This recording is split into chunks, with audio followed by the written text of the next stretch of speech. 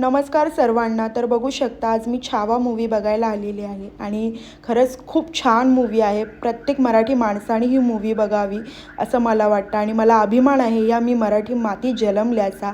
आणि प्रत्येकाने ही मूव्ही बघा.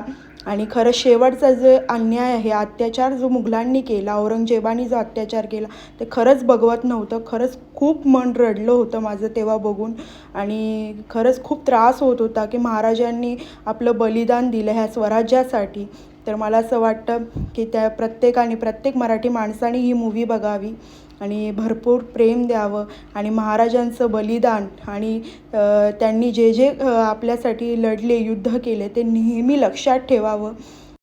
आई जगदंब हे त्यांच्या तोंडात नेहमी होतं आणि याचा मला खूप अभिमान आहे.